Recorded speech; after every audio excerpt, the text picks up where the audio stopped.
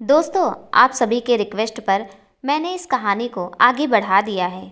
आगे की कहानी में आप सभी देखेंगे कि समय सुहानी को अपने अतीत के बारे में सारी सच्चाई बता रहा है कि कैसे अनन्या समय की माँ के कहने पर समय को ब्लैकमेल करके उससे शादी करने को बोल रही है। अब आगे और फिर देखते ही देखते वह दिन भी आ गया जो समय और सुहानी की जिंदगी का सबसे बुरा दिन था। फाइनली उसकी और अनन्या की सगाई हो रही थी। ना चाहते हुए भी समय ने अपने नाम की अंगूठी अनन्या की उंगली में पहना दी थी और समय के घर में इस सगाई से सिर्फ चंद लोग ही खुश थे। परिवार के बड़े समझ तो रहे थे कि समय ने आ सगाई जबरदस्ती की है, लेकिन उसके पीछे की क्या वजह है ना तो परिवार में कोई जानता था और ना ही समय किसी को बताने के लिए तैयार था। कहाँ तो उसने रणधीर जी से अपना करियर बनाने के लिए कुछ वक्त मांगा था और कहाँ उसने इस सगाई के लिए इतनी जल्दबाजी की थी जो कि सबकी समझ से बिल्कुल बाहर था। उस दिन के बाद से समय ने सुहानी को इग्नोर करना शुरू कर दिया था, क्योंकि इसके अलावा वह और कुछ कर भी नहीं सकता था। वही सुहानी उसकी सगाई वाले दिन अपने कमरे से बाहर ही नहीं आई थी, क्योंकि वहाँ जो कुछ हो रहा था वह उसकी बर्दाश्त के बाहर था। पर वसुंधरा की खुशी के लिए उसे जबरदस्ती बाहर आना पड़ा, लेकिन समय को अपनी आंखों के आगे किसी और का होता हुआ देखना उसके लिए बहुत मुश्किल था।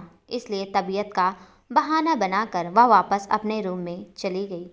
ये सगाई क्या हुई थी, सब कुछ बदल गया था।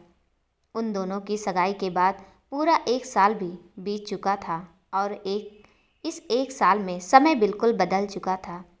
हर वक्त खिलखिलाने वाला समय अब काफ़ी हद तक गंभीर हो चुका था। उसने आज तक कभी काम को इतना सीरियस नहीं लिया था जितना अब वह लेने लगा था। वह हर वक्त काम में डूबा रहने लगा था। घर पर भी कम ही मिलता था, क्योंकि उसका ज़्यादा से ज़्यादा वक्त अब ऑफिस में ही बीतने लगा था। सुहानी से दूर रहने का दुख और अनन्या से ज़बरदस्ती सगाई करने की तकलीफ़ इतनी ज़्यादा थी कि वह उसे बर्दाश्त नहीं कर पा रहा था। घर पर रहकर सुहानी को अपने सामने इस तरह से उदास और तकलीफ़ में देखना उसके लिए बहुत ही ज़्यादा तकलीफ़दायक था और अपने इस तकलीफ़ को इस घर से खुद को दूर रखकर ही कम कर सकता था। लेकिन फिर एक दिन वह हुआ जिसकी किसी ने उम्मीद भी नहीं की थी और समय ने तो बिल्कुल भी नहीं। एक दिन समय ऑफिस से जल्दी घर आ गया था, क्योंकि आज उसकी सारी मीटिंग कैंसिल हो चुकी थी और वह घर जल्दी आ रहा है। इस बात के बारे में रजनी जी को कुछ भी नहीं पता था, क्योंकि वह अब किसी से भी ज़्यादा बात नहीं करता था। लेकिन उसे क्या पता था कि जब वह घर पहुंचेगा तो उसे एक बहुत बड़ा झटका मिलेगा जो उसकी पूरी ज़िंदगी को एक बार फिर से बदल कर रख देगा। उसे नहीं मालूम था कि उसे इतना बड़ा धोखा मिलेगा, वो भी उस इंसान के हाथों जिसे वो इस दुनिया में सबसे ज़्यादा अपना मानता है। समय ऑफिस से आ चुका था। वह अपने कमरे की तरफ जा रहा था कि तभी वो जब अपनी माँ रजनी के कमरे के बाहर से गुजरा तो अंदर से कुछ लोगों के बात करने की आवाज़ आई। पर वो आवाज़ें सुनकर भी वहाँ रुका नहीं, क्योंकि जिन लोगों की यह आवाज़ें थी उनकी तो वह शक्ल भी नहीं देखना चाहता था। उनसे बात करना तो बहुत दूर की बात रही, लेकिन जैसे ही उसके कान में अपना नाम सुनाई दिया तो उसके कदम ना चाहते हुए भी वहीं रुक गए और फिर अपनी माँ के कमरे के दरवाजे के तरफ बढ़ गए। कमरे का दरवाज़ा हल्का सा खुला हुआ था और कमरे के अंदर जो लोग भी मौजूद थे वह सब अपने बातों में इतने मस्त थे कि उन्हें यह एहसास ही नहीं हुआ कि कोई बाहर खड़ा होकर उनकी बातें सुन रहा है। अंदर कमरे में रजनी जी के साथ उनकी सहेली ममता और उनकी बेटी अनन्या मौजूद थी और इस वक्त वह तीनों चाय की चुस्कियां लेते हुए बड़ी ही हंस हंस कर बातें कर रही थी। सच कहूँ तो ममता, मुझे बहुत दुख होता है कि मैंने अपने ही बेटे को इतना बड़ा धोखा दिया और मैं ऐसा करना भी नहीं चाहती थी, लेकिन अगर मैं ऐसा नहीं करती तो वह घटिया लड़की मेरे घर की बहू बन बैठती। रजनी जी चाय पीते हुए बेहद कटुता से बोली। और इधर समय जो दरवाजे के बाहर खड़ा हुआ उनकी बात सुन रहा था, वह मन ही मन बोला, ऐसे भी माँ ने क्या किया है? वो यह सब क्यों कह रही हैं? कौन सा धोखा दिया है माँ ने मुझे? यह सारे सवाल उसके दिमाग में गूंजने लगे तो वह और भी उत्सुकता से और ध्यान लगाकर अंदर चल रही बातों को सुनने लगा। ममता जी मुस्कुराते हुए बोली, वैसे ऐसी भी नहीं है रजनी, समय तो बहुत ही अच्छा लड़का है। अगर तू उससे एक बार बात करती ना तो वो अनन्या से शादी के लिए यूं ही मान जाता और तुझे अपने ही बेटे के साथ यह सब करना ही नहीं पड़ता। रजनी जी ममता जी की बात को नकारते हुए बोली, अरे नहीं ममता, तू उस लड़की को नहीं जानती है, लेकिन मैं उन दोनों बहनों को बहुत अच्छे से पहचान चुकी हूँ। पहले तो बड़ी बहन ने हमारे घर के सबसे अच्छे बच्चे संस्कार को अपने जाल में फंसा लिया और अब उसकी छोटी बहन वो सुहानी चंट चालाक लड़की मेरे भोले से बेटे समय को अपने जाल में फंसाना चाहती थी और मैं अपने जीते जी यह नहीं होने दे सकती थी। तभी अनन्या मुस्कुराते हुए बोली, वैसे आपकी हिम्मत की भी दाद देनी पड़ेगी रजनी आंटी। कितना मस्त प्लान बनाया आपने। समय तो किसी भी तरह से इस बात को मानने के लिए राजी ही नहीं था और उसे शक तो बहुत हुआ था, लेकिन आपने पहले ही हर बात का अंजाम कर रखा था। रजनी जी सातिर से मुस्कुराहट देते हुए बोली, है तो वो मेरा ही खून ना। मैं अपने बेटे को बहुत अच्छी तरह से जानती हूँ अनन्या।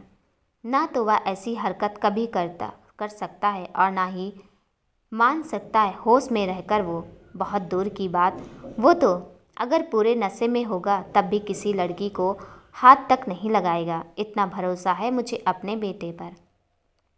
और फिर मैं तो पहले से ही जानती थी कि वह इतनी आसानी से नहीं मानेगा, इसलिए मैंने हर चीज़ पहले ही प्लान कर रखी थी। वैसे भी रजनी कोई कच्ची गोलियां नहीं खेलती। ममता जी भी रजनी जी के हाथ पर हाथ रखते हुए बोली, वैसे एक बात कहूँ ममता, तू है बहुत खतरनाक। तूने तो अपने मतलब के लिए अपने सगे बेटे को भी नहीं बख्शा, उसे उसकी नज़रों में ही गिरा दिया और उसे एक रेपिस्ट बना दिया। और वो बेचारा समय, वह तो कभी सपने में भी नहीं सोच सकता कि यह सब तेरा किया धरा है। तरस आता है मुझे उस बेचारे पर जिसे तेरी जैसी सातिर माँ मिली है। रजनी जी बेहद घमंड भरे लहजे में बोली, अनन्या को अपने घर की बहू बनाने के लिए यह सब करना मेरी मजबूरी थी और अगर यहाँ पर अनन्या नहीं भी होती तब भी मैं यही करती। सुहानी को तो मैं किसी भी तरीके से उसके इरादों में कामयाब नहीं होने दे सकती थी और मैंने समय को कई बार चेतावनी भी दी थी कि वह सुहानी से दूर रहे, लेकिन वह तो मेरी बात मानने को तैयार ही नहीं था। मैंने उससे अनन्या की से शादी की बात की, लेकिन वह हर बार मेरी बात को टाल जाता था, तो वह अब मेरे पास इसके अलावा और कोई रास्ता बचा ही नहीं था। लेकिन अब मुझे चिंता होती है कि अगर समय को सच पता चल गया तो क्या होगा। ममता जी रजनी जी से बोली, तू चिंता मत कर रजनी, कुछ भी गलत नहीं होगा। जैसे समय को अब तक कुछ नहीं पता चला है, आगे भी नहीं पता चलेगा। और तू सही कह रही है, वह दोनों अनाथ लड़कियां तुम्हारे घर पर कब्जा जमाकर बैठ गई हैं। एक तो इस घर की बहू बन गई है और दूसरी बनने के सपने देख रही थी। रजनी जी बस यही तो मेरी मजबूरी थी। मेरी उन दोनों बहनों का मुझे रत्ती भर भी भरोसा नहीं था। और रजनी जी अभी कुछ कह ही रही थी कि तभी उनके कमरे का दरवाज़ा जोर की आवाज़ से खुला और दरवाजे पर खड़े इंसान को देखकर सबकी आंखें हैरानी से फैल गई और सांसें हलक में ही अटक गई, जबकि रजनी के हाथ से तो चाय का कप ही जमीन पर जा गिरा। समय को दरवाजे पर देखते ही रजनी जी जल्दी से खड़ी हो गई और अटकते हुए बोली, समय तुम यहाँ? ममता जी और अनन्या भी एक बार को तो समय को यहाँ अचानक से देखकर घबरा गई, लेकिन फिर ममता जी बात को संभालने के लिए ज़बरदस्ती मुस्कुराते हुए बोले, अरे समय बेटा, तुम इस वक्त यहाँ? अरे आओ आओ, अंदर आओ, बैठकर हमारे साथ चाय पियो। हम लोग तो यहाँ पर बैठे हुए तुम्हारी शादी की ही बात कर रहे थे। आओ बेटा। इस वक्त समय के चेहरे के भाव बेहद बदले हुए थे। उसकी आंखों में लाली छा गई थी और गुस्से से उसके माथे की नसें तनी हुई थी और मुट्ठियां कसी हुई थी। पहले उसने एक नज़र अनन्या और ममता जी पर डाली और जैसे ही उन दोनों ने समय की लाल आंखों को देखा तो वह दोनों सहम गई और 2 कदम पीछे हो गई। समय ने उन दोनों से कुछ नहीं कहा और सीधा आकर रजनी जी के सामने खड़ा हो गया। तो रजनी जी उससे नज़रें चुराने लगी और उन्होंने अपना चेहरा नीचे की तरफ कर लिया। तो समय ने उनकी ठोड़ी के नीचे हाथ लगाया और उनका चेहरा अपने सामने सीधा करते हुए बोला, क्या हुआ माँ, आप इस तरह से नज़रें क्यों चुरा रही हैं? रजनी जी से कुछ भी बोलते हुए नहीं बन रहा था और ना ही वह समय की तरफ देख पा रही थी। फिर भी वह हिम्मत करते हुए बोली, सर, समय बेटा। समय की आंखों से आंसू गिरने लगे थे और समय को रोते देखकर रजनी जी के मुंह से निकलते हुए वो चंद लफ्ज भी खामोश हो गए।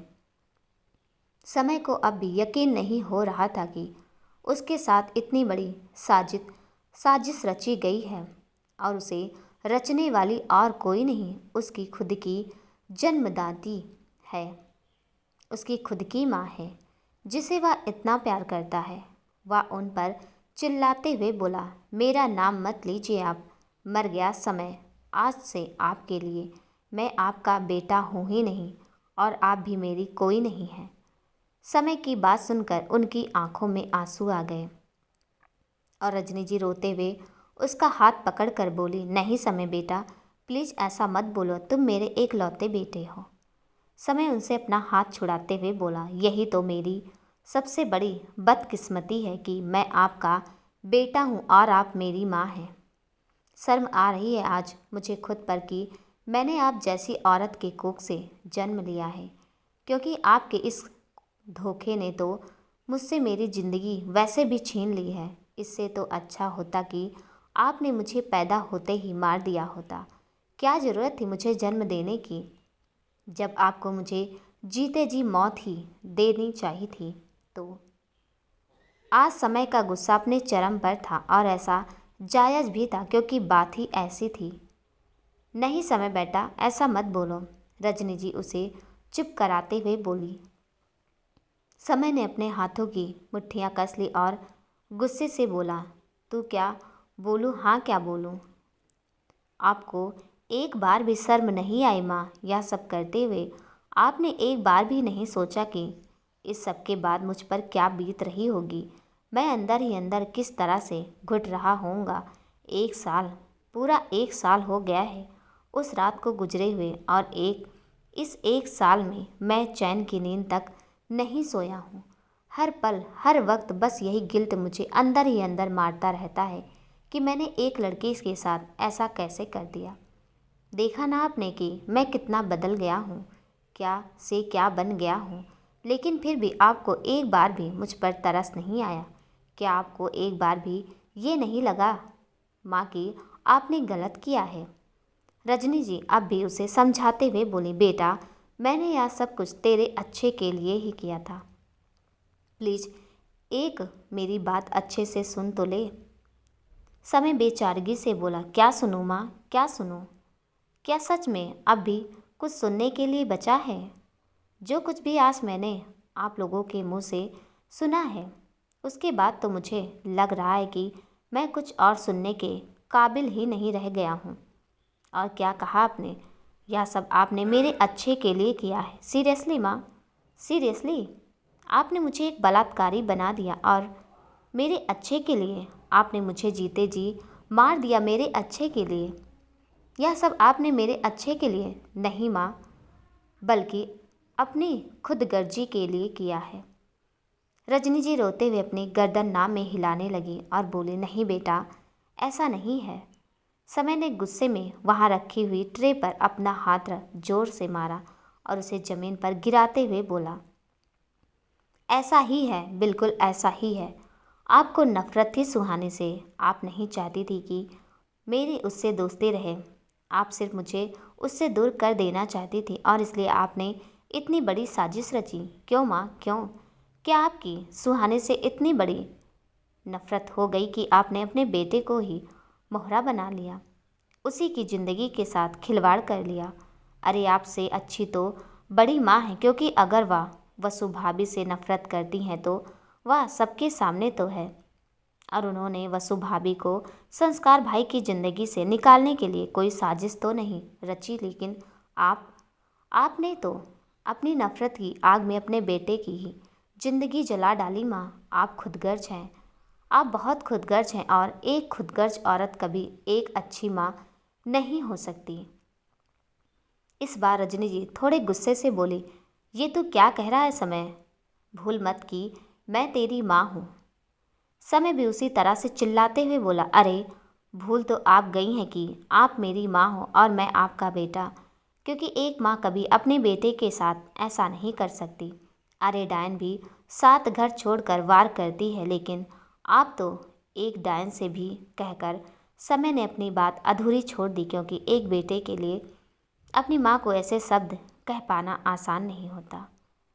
ममता जी और अनन्या बहुत देर से खामोश खड़ी थी, लेकिन ममता जी को लगा कि अब उन्हें कुछ कहना चाहिए, तो वह समय को समझाते हुए उन दोनों के बीच में अपनी बातों को चाशनी में लपेटते हुए बोली, समय बेटा, ये तुम अपनी माँ से किस तरह से बात कर रहे हो? तुम समझने की कोशिश करो, वो माँ है तुम्हारी, और उससे ज़्यादा तुम्हारे भले के बारे में और कोई भी नहीं सोच सकता। रजनी ने जो कुछ भी किया वह तुम्हारी भलाई के लिए ही किया था। समय ने एक जलती निगाह उन पर डाली और बोला, तुम दोनों माँ बेटी को तो मैं बाद में देखता हूँ, पहले जरा अपनी माँ से निपट लूँ, और हाँ, मेरे मामलों से दूर रहना, वरना जो धमकी तुम्हारी बेटी ने मुझे दी थी ना, जेल में चक्की पीसने की और मेरा नाम बदनाम करने की, इस बार मैं तुम दोनों माँ बेटी के साथ वही करूँगा, और फिर देखता हूँ कि तुम दोनों को कौन बचाता है। यह सुनकर अनन्या और ममता जी दोनों खामोश होकर एक तरफ खड़ी हो गई, लेकिन समय का रौद्र रूप देखकर अनन्या की तो सिट्टी पिट्टी गुम हो चुकी थी।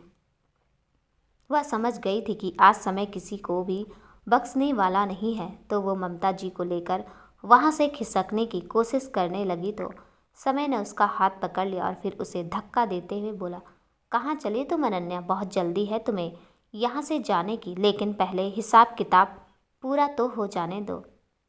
यह कहकर उसने बहुत जोर का थप्पड़ अनन्या के गाल पर रसीद कर दिया, जिससे वह जाकर सीधा बेड पर गिर गई।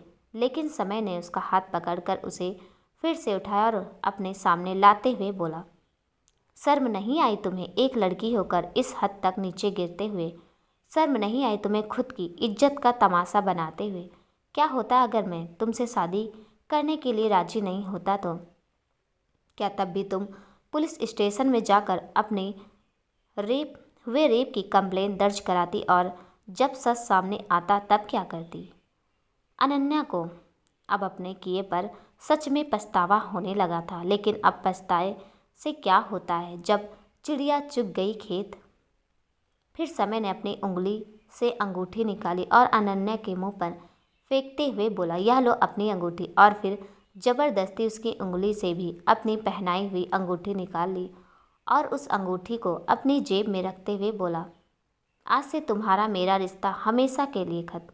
शायद तुमने सुना नहीं होगा कि जो रिश्ते झूठ पर टिके होते हैं वो ज़्यादा दिन नहीं चलते, और तुमने भी एक बहुत बड़ा झूठ बोला हम दोनों के रिश्ते को बनाने के लिए। फिर तिरछा मुस्कुराते हुए बोला, और देखो तुम्हारा मेरा रिश्ता तो बनने से पहले ही टूट गया। अब से तुम मेरी कुछ भी नहीं हो, और मेरा तुमसे कोई भी वास्ता नहीं है। अनन्या बेड से उठते हुए बोली, समय अपनी लाल आंखों से उसे देखते हुए अपने होंठों पर उंगली रख उसे चुप रहने का इशारा करते हुए बोला, सर। फिर उसके गालों को अपनी हथेली में जोर से दबाते हुए बोला, एक शब्द नहीं, और आज के बाद अगर तुम दोनों माँ बेटी इस घर तो क्या इस मोहल्ले में भी आसपास नज़र आई ना, तो तुम्हें दोनों को जिंदा ज़मीन में गाड़ दूंगा, समझी तुम? अब निकलो यहाँ से, इससे पहले कि मैं तुम दोनों के साथ कुछ बहुत बुरा कर जाऊँ। कहकर उसने झटके से अनन्या को छोड़ दिया और ममता जी ने उसे संभाल लिया। अनन्या समय को कुछ समझाना चाहती थी, उससे कुछ कहना चाहती थी, तो वो समय के पास आने लगी तो ममता जी उसका हाथ पकड़कर रोक ली और बहुत ही धीरे से बोली, पागल हो गई है क्या? देख नहीं रही कि वह इस वक्त गुस्से में है? जब वह अपनी माँ को ही नहीं बख्श रहा तो तुझे और मुझे क्या बख्शेगा? चल अब चुपचाप। अनन्या, लेकिन मॉम। ममता उसे बाहर की तरफ घसीटते हुए, अरे तू पहले यहाँ से चल, इस मामले को हम बाद में देखेंगे। कहीं ऐसा ना हो कि तेरी डोली उठने से पहले तेरी अर्थी उठ जाए। कहकर वह अनन्या को वहाँ से ले गई। अब उस कमरे में रजनी जी और समय ही बचे थे। उन दोनों के बाद समय ने खुद को शांत किया और धीरे से मगर सख्त लहजे में बोला, यह सब करते हुए आपको एक बार भी डर नहीं लगा ना माँ? आपने एक बार भी यह नहीं सोचा कि जब यह सच्चाई सबको पता चलेगी तो आपके साथ क्या होगा और पापा आपको क्या सज़ा सुनाएंगे? यह सुनकर रजनी जी की आंखें हैरानी से फैल गई और वह समय का हाथ पकड़ते हुए बोली, नहीं समय, तुम ऐसा नहीं कर सकते हो। तुम अपने पापा को कुछ नहीं बताओगे। अगर तुम्हारे पापा को पता चला तो वह मुझे जिंदा नहीं छोड़ेंगे। ना जाने वह मेरे साथ क्या करेंगे। वो तो मुझे घर से ही निकाल देंगे। नहीं नहीं, मैं इस उम्र में उनके बिना नहीं रह पाऊंगी बेटा। तुम ऐसा नहीं कर सकते। तुम अपनी माँ के साथ ऐसा नहीं कर सकते। रजनी जी समय की बात सुनकर बदहवास सी हो गई थी। समय ने रोते हुए उनके हाथ से अपना हाथ छुड़ाया और कहा, सही कह रही हैं माँ आप, मैं आपके साथ ऐसा नहीं कर सकता क्योंकि मैं आपका बेटा हूँ। आप भले ही भूल गई हैं कि मैं आपका बेटा हूँ, लेकिन मैं यह नहीं भूल सकता। आप भले ही मेरे साथ वह सब कर गई, लेकिन मैं आपके साथ यह सब बिल्कुल नहीं करूँगा। मैं यह सच किसी को भी नहीं बताऊँगा। लेकिन आज के बाद आपका और मेरा रिश्ता हमेशा हमेशा के लिए ख़त्म हो गया है। आज के बाद आप मेरी कोई नहीं रह गई हैं। आज के बाद सबकी नज़रों में आप मेरी माँ रहेंगी, लेकिन मेरी ज़िंदगी में और मेरे दिल में आपके लिए अब कोई जगह नहीं बची है। कहकर वो वहाँ से जाने लगी तो रजनी जी उसे रोकते हुए बोली, नहीं समय नहीं, तुम ऐसा नहीं कर सकते। तुम मेरे बेटे हो, मैं तुम्हारे बिना नहीं रह पाऊँगी बेटा। हम दोनों माँ बेटे हैं और माँ बेटे का रिश्ता इतनी आसानी से नहीं टूट सकता बेटे। समय अजीब तरह से मुस्कुराया और उन्हें नफरत भरी निगाहों से देखने लगा तो रजनी जी के ओंठ अपनी बात भी पूरी ना कर सकी और खामोश हो गए। और उन्हें इस तरह से चुप होता देखकर समय बोला, जब आप यह बात भूल गई हैं कि हम माँ बेटे हैं तो फिर मैं कैसे इस बात को याद रखूं? जब आप माँ होते हुए अपने बेटे के साथ यह सब कर गई तो फिर मैं आपके साथ यह सब क्यों नहीं कर सकता? शुक्र मनाइए माँ कि आप मेरी माँ हैं, वरना अगर आज आपकी जगह कोई और होता तो मैं भी नहीं जानता कि मैंने उसके साथ क्या किया होता। अब मैं जो करूँगा वह मुझे करने दीजिएगा। अगर आपने मुझे रोकने की कोशिश की तो यह सच मुझे सबके सामने लाना ही होगा। समय ने अपनी माँ को चेतावनी दी और वहाँ से बाहर जाने लगा तो रजनी जी पीछे से चिल्लाते हुए बोली, समय, अगर तुमने सुहानी के करीब जाने की कोशिश की तो मुझसे बुरा और कोई नहीं होगा। समय ने पलटकर उन्हें देखा और फीका सा मुस्कुराते हुए बोला, सब भी आपको सुहानी और मेरी फिक्र है माँ। अब भी आप किसी भी तरीके से सुहानी को मुझसे दूर करना चाहती हैं तो चलिए, मैं आपकी ये ख्वाहिश भी पूरी किए देता हूँ। मैं सुहानी से तो दूर बहुत पहले से हूँ, लेकिन अब मैं आपसे दूर हो जाऊँगा। सुहानी से दूर रहकर जो तकलीफ़ मैंने सही है उससे अब आपको रूबरू करवाऊँगा। अब बस आप देखती जाइए। अब आपको पता चलेगा कि जब कोई हमारी सांसें छीन लेता है तो कैसे लगता है। कहकर वो वहाँ से बाहर निकल गया। उसने कभी नहीं सोचा था कि उसकी माँ उसके साथ यह सब कर सकती है। उस दिन के बाद से समय ने वही किया जो वह चाहता था और जो उसने रजनी जी को कहा था। उसने रजनी जी से बहुत ज़्यादा दूरियां बना ली थी और अब तो वह संस्कार के साथ उसके अपार्टमेंट में रहने लगा था। संस्कार तो पहले से ही इस घर से दूर जा चुका था और अब समय भी दूर दूर ही रहता था। वह कभी कभी ही यहाँ पर आता था और यहाँ आना उसकी मजबूरी भी थी, क्योंकि शारदा जी और अपने पापा और बड़े पापा के बिना वह नहीं रह सकता था। और वह जब भी आता हमेशा ही सुहानी की एक नज़र पाने के लिए बेताब रहता। लेकिन वह जब भी आता सुहानी तो अपने कमरे से बाहर ही नहीं आती। कभी कभार बड़ी मुश्किल से उसे सुहानी का चेहरा नज़र भी आ जाता, लेकिन सुहानी उसे देखते ही अपना चेहरा फेर कर निकल जाती थी। समय इस सब बातों से बेहद आहत जरूर था, लेकिन कहीं ना कहीं उसे इस बात का सुकून था कि उसने किसी लड़की के साथ गलत नहीं किया और उसे अपनी ज़िंदगी में सुहानी की जगह किसी और को नहीं देनी पड़ेगी। अनन्या से वह ज़बरदस्ती रिश्ता बनाने की कोशिश कर रहा था। शुक्र था कि वह रिश्ता बनने से पहले ही टूट गया, क्योंकि अगर यह रिश्ता बन भी जाता तो भी वह उस रिश्ते को पूरी ईमानदारी से नहीं निभा पाता। Flashback and.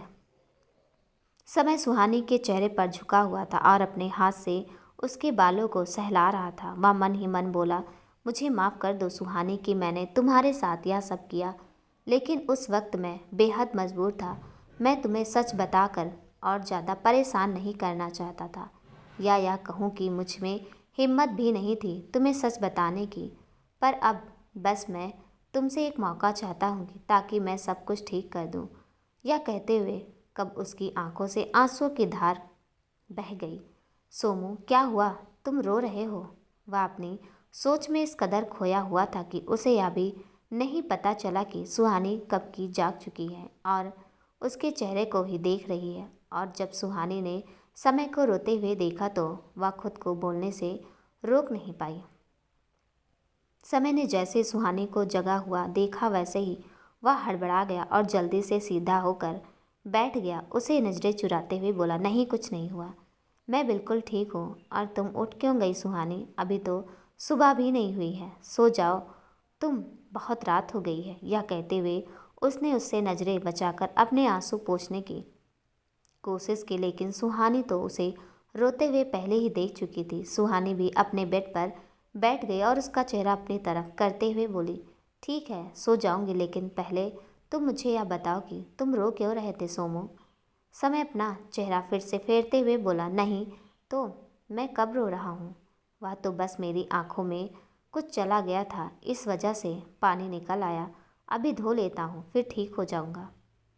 कहकर वो उठने लगा कि सुहानी ने उसकी कलाई पकड़कर उसे रोक लिया और उसके सामने आते हुए बोली, शायद धोने से ये आंखों में हो रही तकलीफ़ तो खत्म भी हो जाए, लेकिन दिल में हो रही तकलीफ़ का क्या? उसकी बात सुनकर समय ने उसे पलट कर देखा और उसकी आंखों में एक बार फिर से नमी आने लगी। तो सुहानी उसे देखते हुए बोली, मैं जानती हूँ तुम झूठ नहीं बोल रहे हो सोमू, इसलिए सच सच बताओ कि क्या बात है। समय जानता था कि सुहानी इस वक्त उसे सच जाने बिना नहीं रहेगी, इसलिए वो सुहानी का चेहरा पकड़कर उसकी आंखों में देखते हुए बोला, क्या तुम मुझे एक मौका दोगी सोनू? सुहानी इतने सालों बाद उसके मुंह से खुद के लिए सोनू सुनकर हैरान रह गई। उसे तो ये भी ध्यान नहीं था कि समय की फिक्र में वो अब तक कितनी बार समय को सोमू कह चुकी है। उसकी आंखों में भी नमी उतर आई, लेकिन वह बोली कुछ नहीं, क्योंकि उसके पास समय को देने के लिए जवाब था ही नहीं।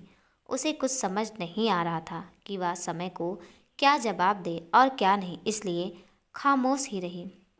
और जब समय ने उसे इस तरह से खामोश देखा और उसकी नज़रें झुकी देखी तो वह उसे देखकर मुस्कुराया और उसके करीब होकर उसके माथे को चूम कर बोला, सो जाओ सोनू, एक तो तुम पहले ही बहुत थक गई हो और दूसरा अभी सुबह भी नहीं हुई है। यह कहकर वह दूसरी साइड लेट गया और उसकी तरफ से करवट लेकर कंबल ओढ़ लिया। सुहानी ने नज़र उठाकर देखा तो समय लेट चुका था, तो उसने एक गहरी सांस ली और चुपचाप अपनी साइड पर लेट गई, लेकिन वह अभी खामोशी से उसकी पीठ को देख रही थी। वह जानती थी कि समय उससे कुछ छुपा रहा है और वह सिर्फ सोने का नाटक कर रहा है, जबकि अंदर ही अंदर उसे कोई ना कोई बात तो ज़रूर सता रही है।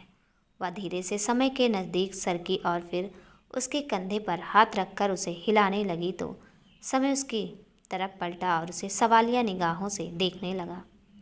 सुहानी ने अपना एक हाथ उसके गाल पर रखा और बोली, मैं नहीं जानती सोमू कि मुझे तुम्हें एक मौका देना चाहिए या नहीं, लेकिन मैं तुम्हारे सवाल का जवाब तुम्हें जल्द ही ज़रूर दूंगी। फिर सुहानी ने एक गहरी सांस ली और बोली, लेकिन मैं तुम्हारे मुंह से सच सुनना चाहती हूँ सोमी।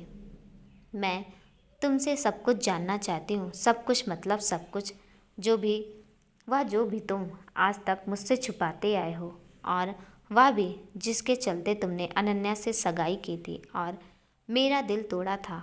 वो सारा सच तुम मुझे बताओ, जिस वजह से मेरे और तुम्हारे बीच में इतनी दूरियां आ गई कि शादी के इतने दिनों बाद भी जब हम दोनों के बीच की हर गलत फहमी दूर हो गई है, तब भी ये दूरियां ख़त्म नहीं हो पा रही है।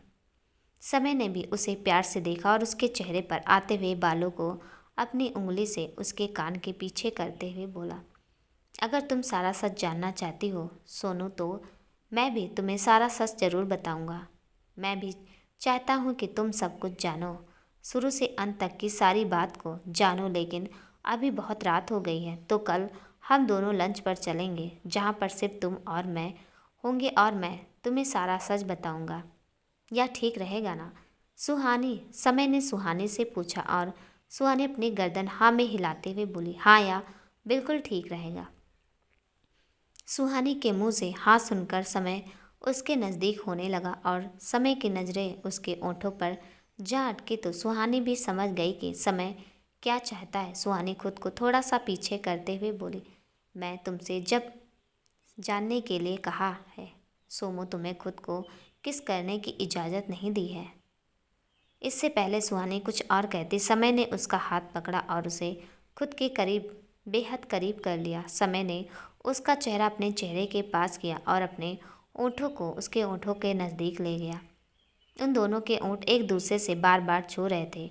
वह इसी तरह की पोजीशन में रहते हुए बोला, तुम आज भी मेरी परवाह करती हो सोनू, तुम्हें आज भी मेरी फिक्र है, तुम्हें आज भी मुझसे फ़र्क पड़ता है। तभी तो तुम्हें ये भी नहीं मालूम चला कि कब मैं तुम्हारे लिए सोमू हो गया जैसे पहले था, और तुम्हारा पहले की तरह मुझे सोमू कहना ही काफ़ी है मुझे हर बात की इजाज़त देने के लिए। और अगर तुम यह नहीं चाहती हो सोनू, तो तुम मुझे खुद से दूर कर सकती हो। समय ने सुहानी के सामने सारी बातें रख दी थी। ये सब बोलते हुए समय होंठ के सुहानी के ओंठों को बार बार छू रहे थे, जिससे सुहानी की आंखें खुद ब खुद बंद होने लगी थी। उसके मुंह से हल्की सी आह निकली तो अगले ही पल समय ने अपने होंठों से उसके ओंठ जोड़ लिया और उसकी कमर पर अपने हाथों का दबाव बनाने लगा।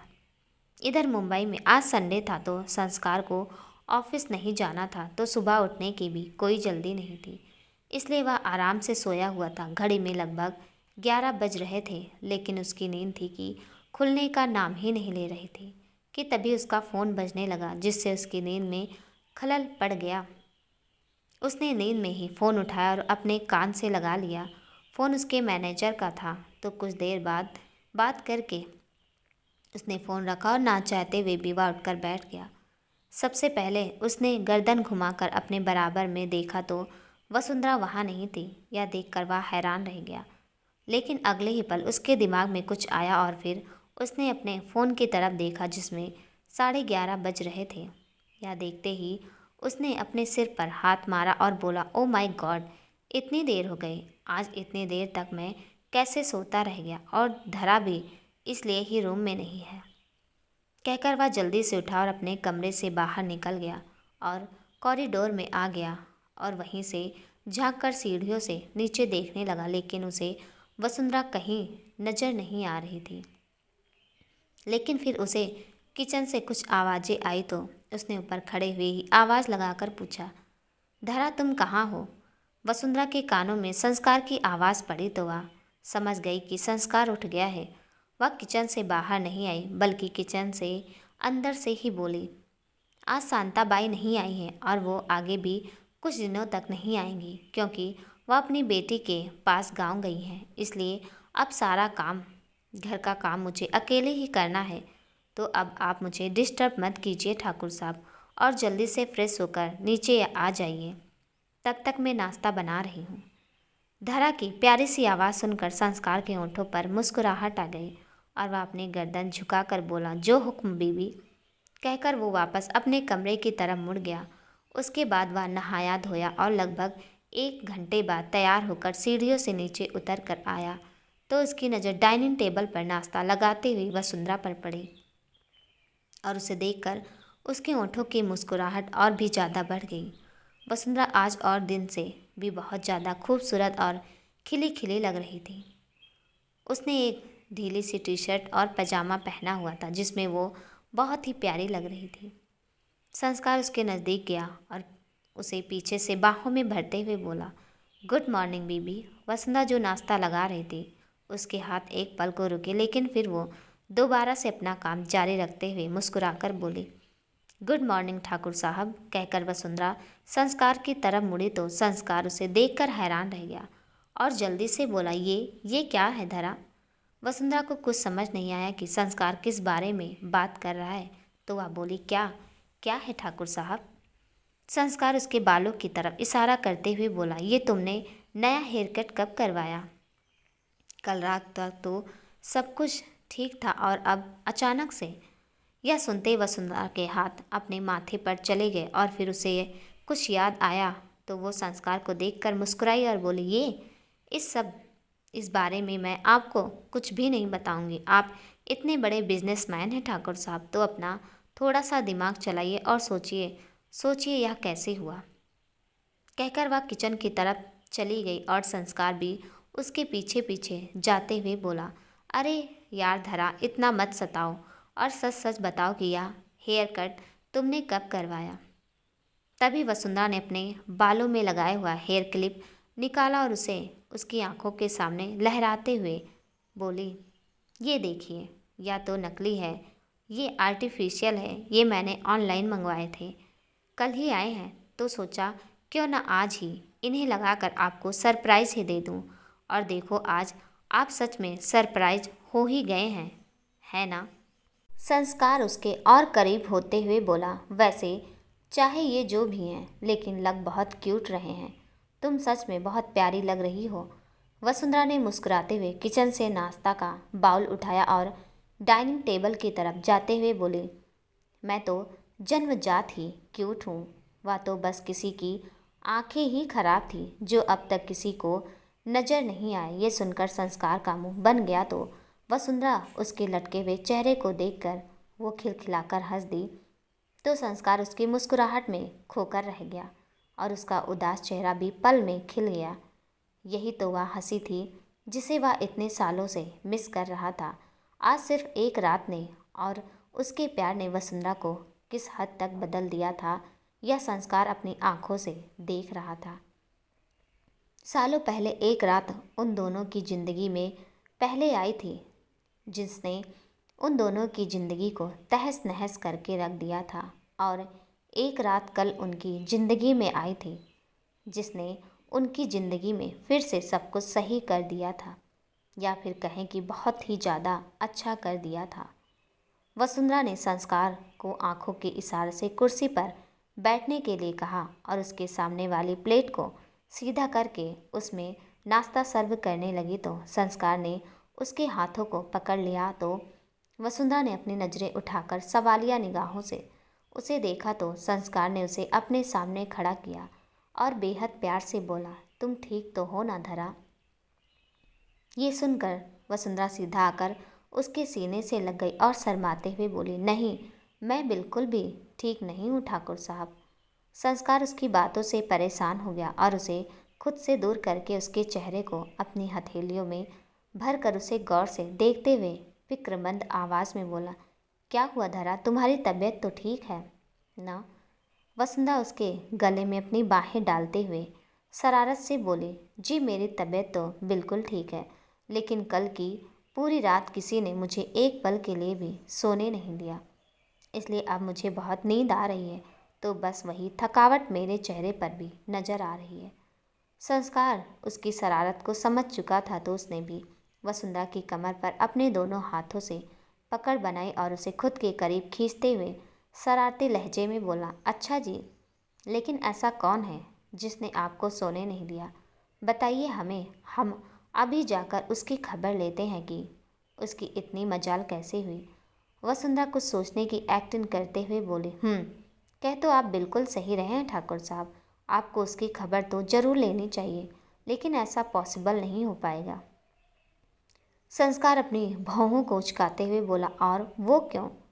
वसुंधरा दबी सी हंसी हंसते हुए बोली, क्योंकि कल रात को एक बहुत बड़ा सा कीड़ा मेरे बेड पर आ गया था, जिसने मुझे जगह जगह काट भी लिया था। कहकर उसने अपनी टी शर्ट कंधे से थोड़ा सा नीचे सरकाई तो संस्कार की नज़रें उसके कंधे पर बने हुए उन निशानों पर गई जो कल उन दोनों की कुर्बत के गवाह थे। उन निशानों को देखते ही उसकी आंखें हैरानी से बड़ी हो गई और उनमें नमी उतर आई, क्योंकि वसुंधरा के कंधे और गर्दन पर एक नहीं बल्कि काफ़ी सारे निशान बने हुए थे, जो अब नीले जामुनी रंग के हो गए थे। संस्कार ने अपनी कांपती उंगलियां उन निशानों पर रखी और भर्राए गले से बोला, आई एम सॉरी धरा, मुझे नहीं मालूम था कि यह सब हो जाएगा। पता नहीं मैं ऐसा कैसे कर गया, मुझे ध्यान रखना चाहिए था। तुम्हें दर्द तो नहीं हो रहा है ना? वसुंधरा ने जब संस्कार को ऐसे देखा तो वह उसे अपनी किस्मत से रसक होने लगा। वह संस्कार के चेहरे को अपनी दोनों हथेलियों में भरते हुए बोली, हो रहा है लेकिन इनमें नहीं। फिर अपने दिल की तरफ इशारा करते हुए बोली, यहाँ हो रहा है, और वो भी आपको इस तरह तकलीफ़ में देखकर। आप अच्छी तरह से जानते हैं ठाकुर साहब, ये सब नेचुरल होता है। ये तो आपकी दी हुई वो निशानियाँ हैं जिन्हें मैं हमेशा अपने जिस्म पर चाहूँगी, तो फिर कितना गिल्ट फील करने की क्या ज़रूरत है? संस्कारी व्यथित होते हुए, तुम्हें मेरी वजह से कोई भी तकलीफ़ हो यह मैं बर्दाश्त नहीं कर सकता धरा। वसुंधरा हल्का सा मुस्कुराई और बोली, तो ठीक है, इस दर्द की दवा कर दीजिए। जब दर्द आपने दिया है तो दवा भी तो आपको ही करनी होगी ना। वसुंधरा की बात सुनकर संस्कार मुस्कुरा दिया और उसने अपने ओंठ वसुंधरा के कंधे पर बने हुए उन निशानों पर रख दिए। लेकिन संस्कार की इस हरकत से वसुंधरा पूरी तरह से सिहर गई थी और उसके हाथ संस्कार के कंधों पर कस गए थे। संस्कार एक एक उस निशानों पर अपने ओंठ से सहला रहा था और इधर वसुंधरा की बेचैनी पल पल बढ़ती जा रही थी, जिसके परिणाम स्वरूप उसके मुंह से हल्की सी सिसकी निकलने लगी। लेकिन संस्कार के ओंठों की हरकत नहीं रुकी तो वसुंधरा अटकते हुए बोली, मैंने तो दवा करने के लिए कहा था, दोबारा निशान देने की तैयारी करने के लिए नहीं। ये सुनते संस्कार की शरारतें रुक गई और वो उससे दूर हो गया। फिर उसने उसके दोनों गालों को चूमा और बोला, यह निशान तो अब तुम्हें उम्र भर मिलने वाले हैं धरा, क्योंकि यह मेरे प्यार की निशानियां हैं जो तुम्हें उम्र भर ऐसे ही मिलती रहेगी, और फिर इनकी दवा भी इस तरह से होगी। वसुंधरा मुस्कुराते हुए शरारती नज़रों से उसे देखते हुए बोली, लगता है जनाब दोबारा से मूड में आ गए हैं। संस्कार भी मुस्कुराते हुए बोला, अरे हम तो हर वक्त मूड में रहते हैं, लेकिन उससे पहले मुझे तुमसे बहुत ज़रूरी बात करनी है धरा। कहते हुए वो एकदम से गंभीर हो गया।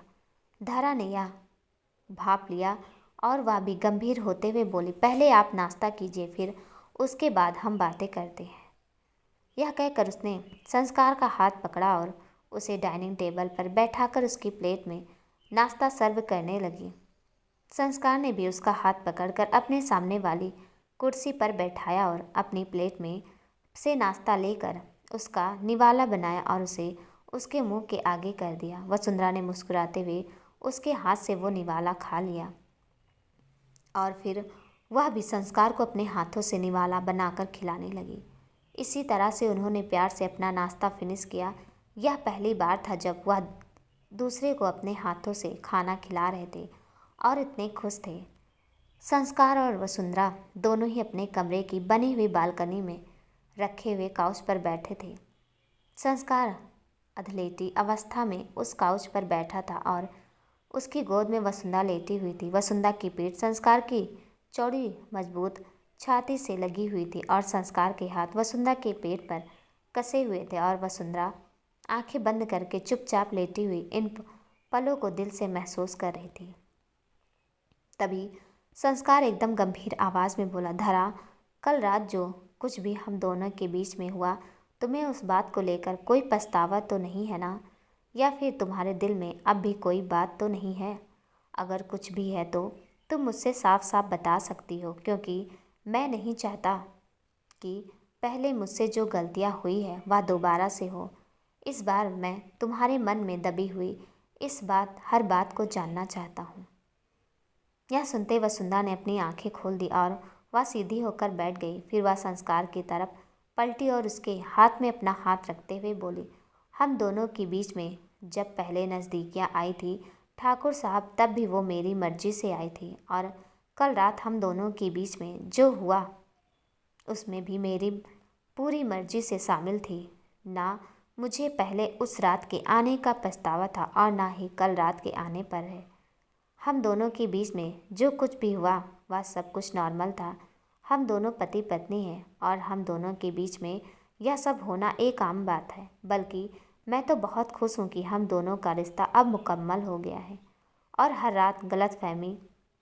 गलतफहमी की दीवार गिर गई। संस्कार फिर से बीती बातों को याद करते हुए बोला, धरा, मैं जानता हूँ कि पहले मैंने तुम्हारे साथ बहुत बुरा किया है। जब तुम्हें मेरी ज़रूरत थी तब मैं तुम्हारे पास उसकी बात पूरी होने से पहले।